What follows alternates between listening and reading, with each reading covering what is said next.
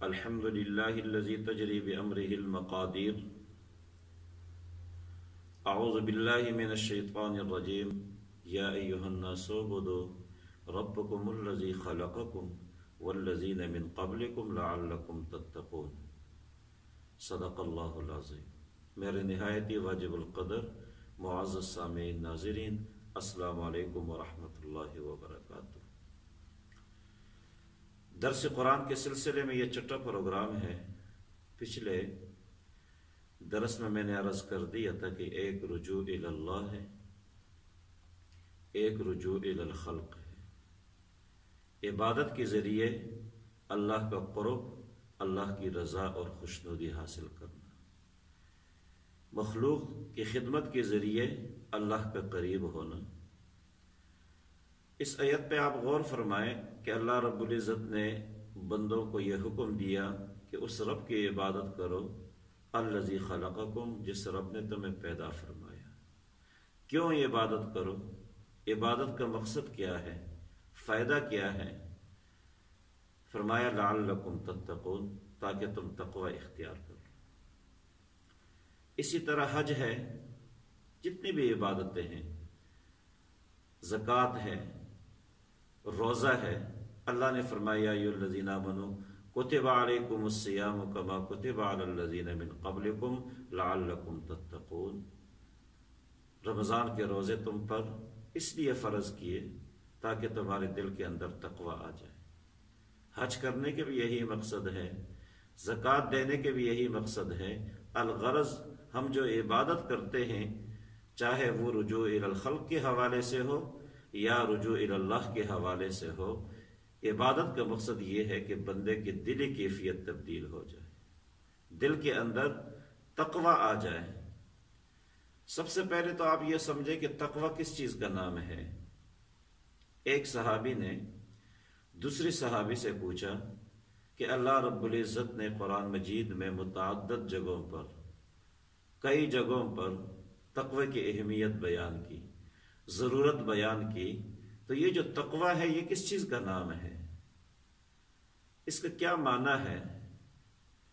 تو صحابی نے جواب دیا ما سلکت طریقا ذا شوک، کبھی تمہیں ایسے راستے سے گزر ہوا ہے کہ جس راستے کے دونوں طرف کانٹے ہوں، دائیں بھی کانٹے ہوں، بائیں بھی کانٹے ہوں؟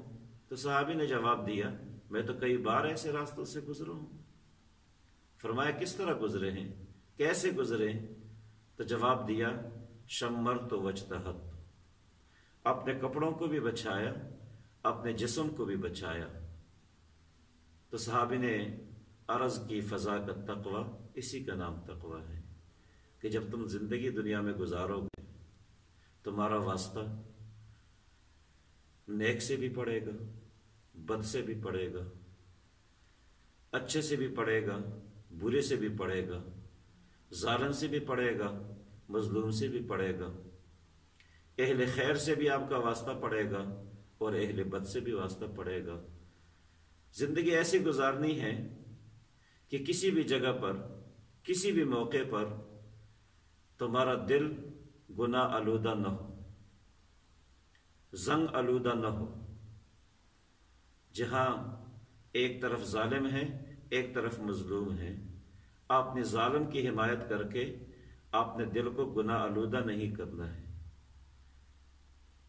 علماء نے لکھا ہے کہ تقوی کا مختصر ترین تعریف یہ ہے کہ جہاں اللہ رب العزت نہیں چاہتا کہ بندہ وہاں حاضر ہو، تو وہاں بندے کو قدم نہیں رکھنا چاہیے۔ جہاں اللہ رب العزت نہیں چاہتا کہ بندہ وہاں جائے، وہاں پہ بندے کو قدم نہیں رکھنا چاہیے۔ اور جہاں اللہ رب العزت یہ چاہتا ہے کہ بندہ وہاں سے غیر حاضر نہ ہو، تو وہاں سے بندہ غیر حاضر نہ رہے۔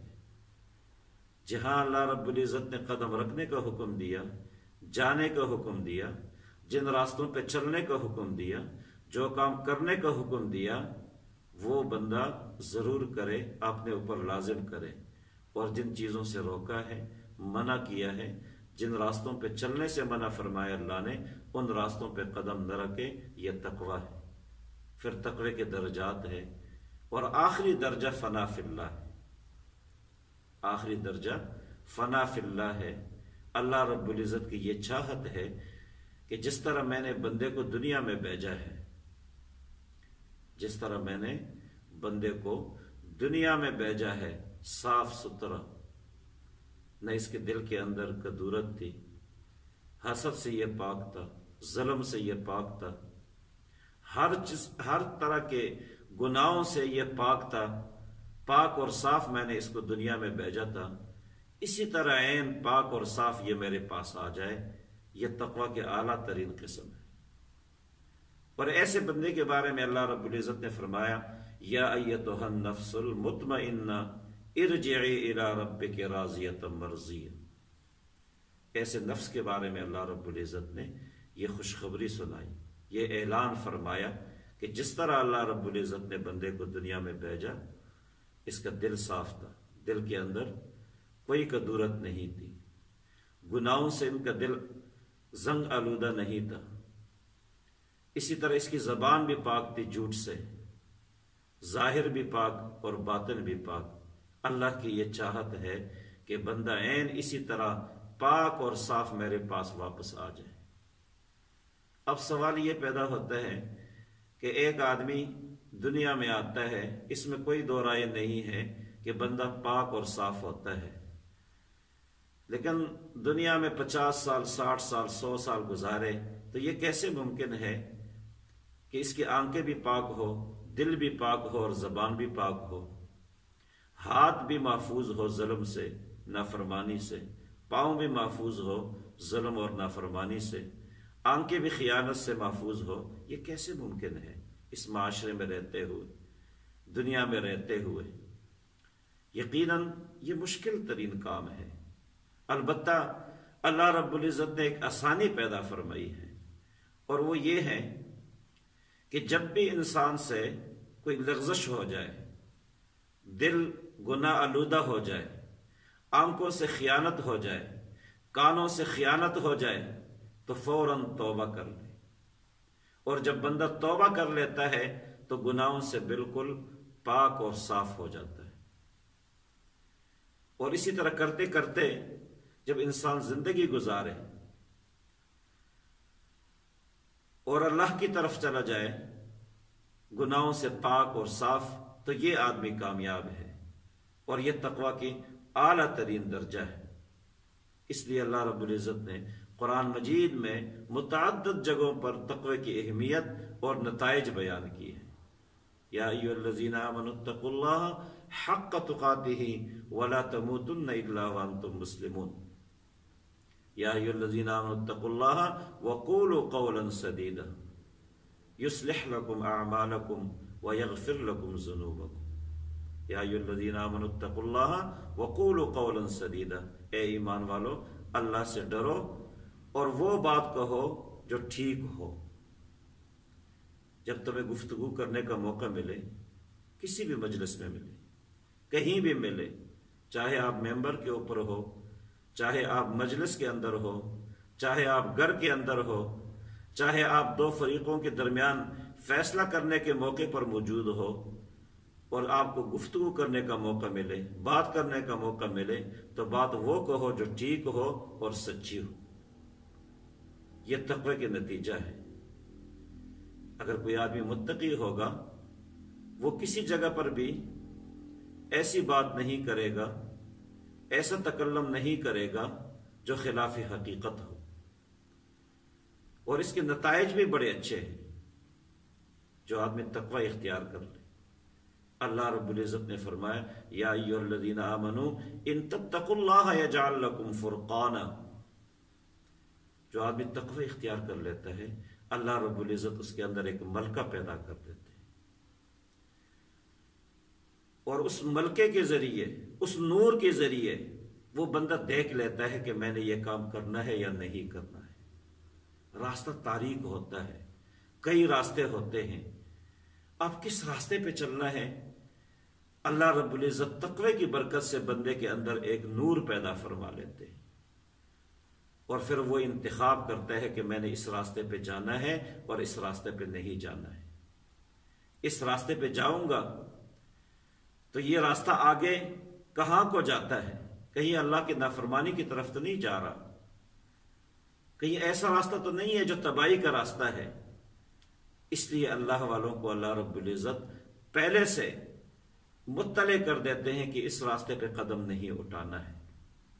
اور جو آدمی تقوی اختیار کر لیتا ہے، اللہ رب العزت نے فرمایا وَمَن يَتَّقِ اللَّهَ يَجْعَل لَّهُ مَخْرَجًا وَيَرْزُقْهُ مِنْ حَيْثُ لَا يَحْتَسِبُ۔ جو آدمی تقوی اختیار کر لیتا ہے، وَمَن يَتَّقِ اللَّهَ يَجْعَل لَّهُ مَخْرَجًا، اللہ ایسے بندے کے لیے راستے کھول لیتے ہیں، بند دروازے کھول لیتے ہیں، بند راستے اللہ رب العزت بندے کے لیے کھول لیتے ہیں۔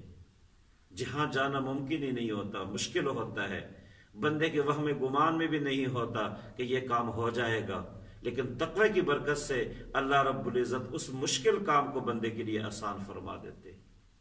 اور سب سے بڑا فائدہ یہ ہوگا وَيَرْزُقُهُ مِنْ حَيْثُ لَا يَحْتَسِبُ، اللہ رب العزت ایسے بندے کو ایسے راستوں سے رزق دیتا ہے کہ بندے کے وہم و گمان بھی نہیں ہوتا کہ یہاں سے بھی مجھے رزق مل سکتا ہے۔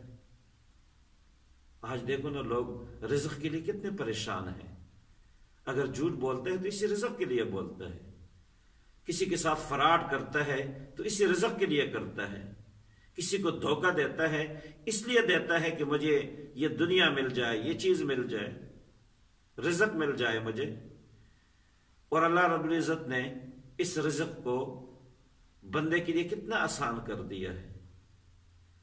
جو آدمی تقوی اختیار کر لیتا ہے، یہ اللہ کا وعدہ ہے کہ میں اس بندے کو ایسے راستوں سے رزق دوں گا، ایسے طریقوں سے رزق دوں گا کہ بندے کے وہم و گمان میں بھی نہیں ہوتا کہ یہاں سے مجھے یہ رزق ملے گا یا نہیں ملے گا، بندے کا وہم و گمان بھی نہیں ہوتا۔ اور ساتھ یہ بھی آپ سمجھیں کہ رزق کا کیا مطلب ہے۔ رزق کا صرف یہ مطلب نہیں ہے جو عام طور پہ ہم سمجھتے ہیں، روٹی کھا لی، سالن کھا لیا، چائے پی لی، یہ جو کھانے کی چیزیں ہیں، بلکہ انسانی زندگی سے وابستہ، انسانی ضرورتوں سے وابستہ جتنی چیزیں ہیں یہ رزق میں شامل ہیں۔ صحت ہے، یہ بھی رزق میں شامل ہے، گھر ہے، یہ بھی رزق میں شامل ہے، اچھی زندگی ہے، پرسکون زندگی ہے، یہ بھی رزق میں شامل ہے، بچے بھی، اولاد، یہ سب رزق میں شامل ہے۔ اور جو آدمی تقوی اختیار کر لیتا ہے، اللہ رب العزت اس کو پرسکون زندگی سے نوازتے ہیں۔ اللہ رب العزت نہ گھر کے اندر ان کے لیے کوئی پریشانی پیدا فرماتے ہیں اور نہ گھر کے باہر۔ گھر کے باہر بھی ان کی زندگی پرسکون ہو جاتی ہے اور گھر کے اندر بھی ان کی زندگی پرسکون ہو جاتی ہے۔ تو عبادت کرنے کا یہ مقصد ہے کہ ہمارے اندر تبدیلی آ جائے، ہماری دلی کیفیت تبدیل ہو جائے۔ دیکھو، ہم برسوں سے نمازیں پڑھتے ہیں، عبادت کرتے ہیں، اور ہماری دلی کیفیت تبدیل نہیں ہوتی۔ اس کی بنیادی وجہ یہ ہے کہ ہم نے عبادت کا جو اصل مقصد ہے اس کو سمجھا نہیں ہے، عبادت کو اپنی زندگی کا جز نہیں بنایا، حصہ نہیں بنایا۔ دیکھو، ایک آدمی چائے پینے کا عادی ہے اور پورا دن اس کو چائے نہ ملے تو وہ بے چین ہوتا ہے، اس کو چین نہیں آتا، کیونکہ اس نے چائے کو اپنی زندگی کا حصہ بنا دیا ہے، جسم کا حصہ بنا دیا ہے، اور جب تک اس کو چائے نہیں ملے گی تو اس کو سکون نہیں آئے گا، اضطراب رہے گا۔ اسی طرح اگر ہم عبادات کو اپنے جسم کا حصہ بنا دیں، اپنی زندگی کا حصہ بنا دیں، جب ہم نماز نہ پڑھے تو ہم بے چین رہے، زکوٰۃ فرض ہے، زکوٰۃ نہ دے تو ہمیں چین نہ آئے، روزہ فرض ہے، جب تک ہم نہ رکھیں تو ہماری زندگی میں چین نہ آئے، سکون نہ آئے۔ اسی طرح حج ہے، دیگر عبادتیں ہیں، ہم ان عبادتوں کو اپنی زندگی کا حصہ بنا دیں، جز بنا دیں۔ اس کے بعد دیکھنا، جب ہم عبادت کریں گے تو دلی کیفیت خود بخود تبدیل ہوگی۔ تو اللہ ہم سب کو قرآن سمجھنے کی توفیق عطا فرمائے۔ جزاکم اللہ خیرا، احسن الجزا۔